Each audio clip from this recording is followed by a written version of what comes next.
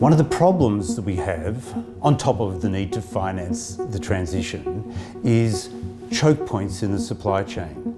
But if we think about supply chains in a kind of holistic way, it's really about materials, price, ease of access to markets, workforce skills and so on. We've got to start thinking about it in a holistic way. We can't have a situation where only certain economies decarbonize and others can't because they can't afford it, or we're not able to think about it in terms of a massive systems issue. Solar energy is important in the clean energy mix because it's now the cheapest way of generating bulk electricity.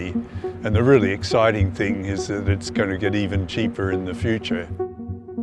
Behind me is a solar system that's powering our research building. The Taieri Energy Research Building was the first commercial array using our particular cell technology that now completely dominates manufacturing. And that's the PERC cell technology that now accounts for over 90% of the global manufacturing.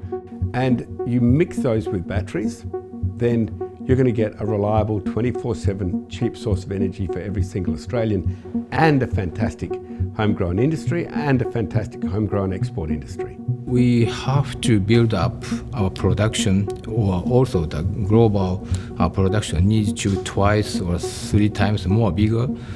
So battery manufacturers like Panasonic need to expand our production. Areas we need to deal with is the incongruence between the time frame to bring energy resources to the market and also the manufacturing of those products into batteries. It takes about a year to build a gigafactory. It takes between 5 and 10 years to bring new resource materials into the market through a mining operation. The critical minerals deposits where they are found is also concentrated on a very few number of countries, their supply chains. The Indo-Pacific regions can provide those critical minerals to the world in a less carbon-intensive manner, which can do great service to the world. Australia is a major producer of lithium. Indonesia, the Philippines, and New Caledonia are major producers, suppliers for nickel. And they themselves are limited in how quickly they can build up the scale and deliver what we need. So through this forum, we're trying to identify where the choke points are in the clean energy supply chain and think about how we can relieve those choke points. But to make this happen, we need to get the resources, demand, technology, and finance together to make that happen. And that's one of the reasons that we need to cooperate. And for resource-poor country like Japan, however, we use a lot of energy, so that the hydrogen is one of the solutions for us. And where the electricity is insufficient in the sense that you need a liquid high-density transportable fuel, we'll use the electricity to make hydrogen. And from the hydrogen we can make so many other chemicals, ammonia and hydrocarbons, all the things that we currently rely on oil, coal and gas for.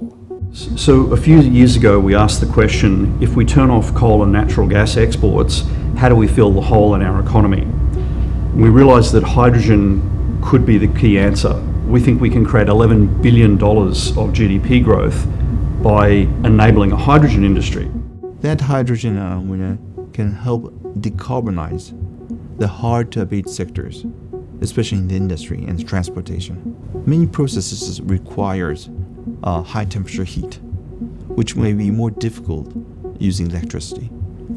So that's an area in which the supply of hydrogen and ammonia from Australia to those countries, including Japan, can help decarbonize the hard-to-abate sectors.